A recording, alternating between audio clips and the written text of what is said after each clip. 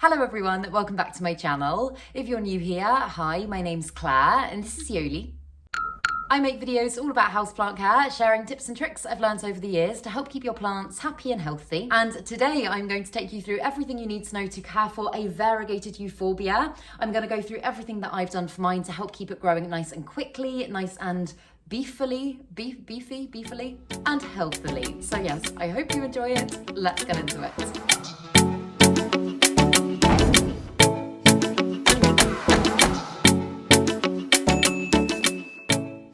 So the variegated euphorbia is such a beautiful plant, and it's honestly one of the easiest plants to care for that I think I've ever owned. It's definitely one of my lowest maintenance plants, and although, I don't know if I'm going to be able to, no, I don't think she's going to fit in the shot anymore. I was going to say with the right care, although they look like a cactus, they're actually not, they're succulents, but although they look like cacti, they grow like philodendrons. They are such quick growers. So the first thing to think about when you're trying to find a good spot for your euphorbia is light. Light is probably the most important thing with healthy growth in these plants because they are very, very high light plants. And that doesn't mean that they can't grow well with grow lights. Mine did actually live down in my basement bedroom at my old place for a while, and that had next to no natural light. And I did have it with grow lights around it and it did do well. But ideally, if you are able to find a spot in your home that does provide either bright indirect light or even some direct sun, I know some plants can be a little bit funny about that and they can burn. This one is not going to complain at all. And also because it is a variegated plant, that basically just means because of the colour of it, because it doesn't have as much chlorophyll, it is going to require slightly higher lighting conditions than, for example, the standard euphorbia. Before I moved house, mine was growing in a north-facing conservatory, and although that didn't really get much direct sun itself, it did receive long hours of bright light pretty much all day round, and that plant grew so well there. And now that I have moved, I've just got it up against a window that is southeast facing. I'll put a clip of it in so that you can see. But as I say, good lighting is absolutely essential, especially if you don't want it looking too kind of thin and stretched, because that is one thing that's going to happen if you do keep it in lower lighting conditions, for example. Also, if you want to encourage branching in your plant, highlight is the way to do this. It's pretty much the same as when you think of a foliage plant such as Monstera deliciosa, for example, producing really big mature leaves. That tends to only happen, yes, it can be down to other factors as well, like nutrients and water and all that sort of stuff, but it's usually not going to happen unless it is getting good light. And the other really important thing to remember as well, and I think especially with succulents and cacti, this can sometimes get overlooked, is that in order for them to be able to absorb all of the light that you're giving them, you need to make sure that they're kept quite clean. And that's not as straightforward as with like a foliage plant, for example, because obviously you can just dust their leaves quite easily.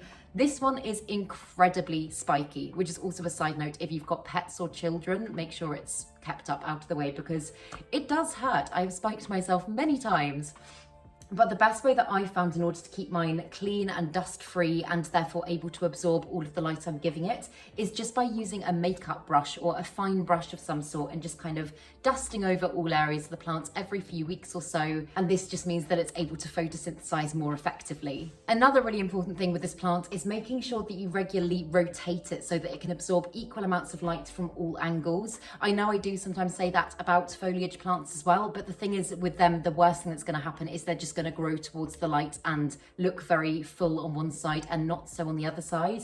But with this plant, obviously, because its structure is a lot more solid and it's not going to kind of turn in the same way, rotating it regularly is a really, really, really good idea. Again, otherwise you're probably going to notice its growth become quite stretched, not as beefy, not as healthy looking, and just not as lovely. When it comes to watering for this plant, it is obviously a succulent and it is incredibly drought tolerant, meaning that it can go for long periods of time without water.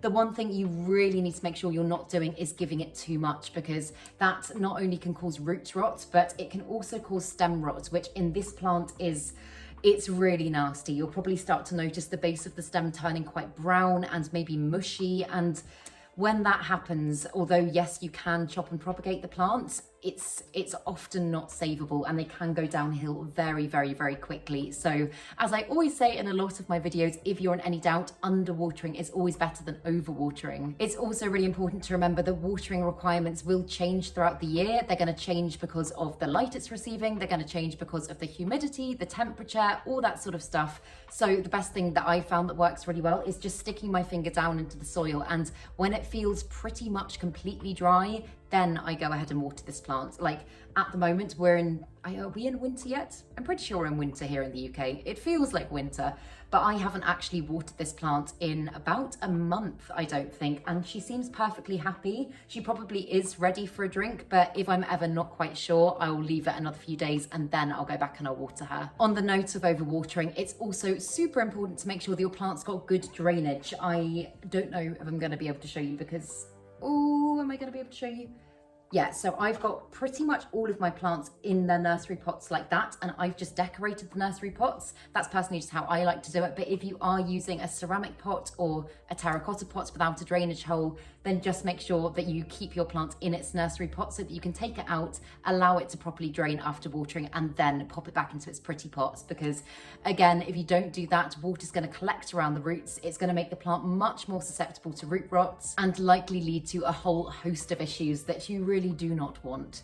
And also on the note of good drainage, making sure that there's good drainage in the soil is something that's really important and can often be overlooked with plants like this. When I first got mine was potted in, I think it was potted in coconut coir, and that is, in my opinion, not the best thing for this plant. So I took it out, I changed its soil, and then I just added in lots of grit and sand and stuff like that. Again, just to make sure that the soil isn't too dense. It doesn't get waterlogged easily, and your plant is just able to drain any excess water that it doesn't need away. Something water-wise that's really important to mention as well, and to be honest, I do this all year round, but it's particularly important at this time of year, is when you do come to water your plants, don't just go in with freezing cold tap water, because that can send the roots into shock. It can do very bad things for your plants. So what I will always do is either just use lukewarm water from the tap, or I'll leave the water in my watering can to sit out for kind of 24 hours or so that it has the chance to meet room temperature and you're not just essentially putting icy water into your plants. When it comes to fertilizing your plants, I always used to just fertilize over the spring and summer months, or the growing season. And if you watch my other videos, you'll know I did a little experiment last year and I have completely changed my tune on that. I am now a year-round fertilizer. However, I will only fertilize my plants, including this one, if they are still actively growing. So if you are confident you're able to provide your plants with all of the correct conditions, the right lighting, all that sort of stuff, then I will continue to fertilize, and I'll fertilize pretty much every single time that I water. I'm using a fertilizer called Liquid Gold Leaf that I bang on about all the time because I think it is just the most amazing stuff. I use it on all of my houseplants and it keeps them all happy and doing good things. But if I do notice that my plant's gone into a slight dormancy, I will just cut back on the fertilizer completely until I can see it starting to give me new growth again. And the other thing that I do for pretty much all of my plants, assuming that I am kind of fertilizing them all year round, is that every couple of months or so I will just do a completely clean water flush, just so that any salts or minerals or anything like that can be fully flushed out without the input of fertilizer, if that makes sense. Because sometimes when fertilizer collects around the roots over a long period of time, it can lead to issues. I haven't experienced it in a while since I've been using Liquid Gold Leaf, but that is just a good idea so that you're not constantly throwing fertilizer at them. It's no surprise that when it comes to temperature, these ones do prefer it to be slightly warmer as opposed to being too cold, just because, again, although they are quite resilient, robust plants, if it gets too cold, that makes them way more susceptible to rotting, which I spoke about earlier when I spoke about watering.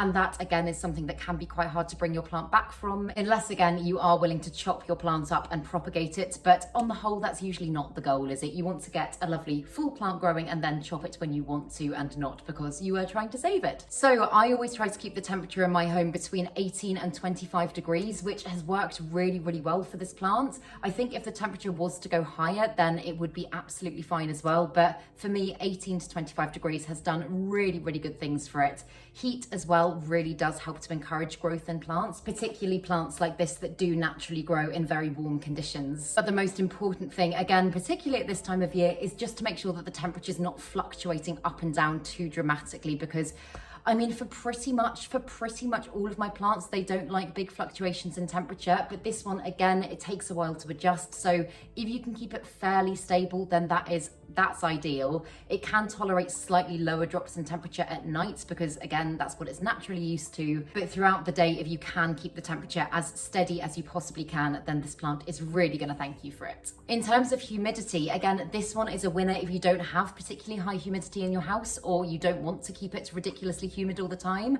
I know a lot of my tropical plants, such as the Calathea, for example, do require very high humidity levels. And The great thing about this plant is that it's very, very, very adaptable. So it can actually thrive in humidity levels as low as about 20%, which is way under what most homes provide naturally. But if you are worried about humidity, then this is a plant that's probably not going to complain at all if the levels do drop ever so slightly. But then again, on the flip side, the great thing about this plant is that opposed to a lot of cacti, it can do really well in higher humidity levels as well. So for example, in my home, the humidity is almost always at least 65%, sometimes a lot more. And with desert cacti, a lot of the time that makes them much more susceptible to fungal issues and all that sort of stuff. Whereas with this one, it seems to cope really, really well. And that actually goes for all of my euphorbias, because I've got quite a few euphorbias. I really love them, and they all seem very happy in all levels of humidity, meaning that I don't have to kind of create a completely separate space for them and adjust humidity.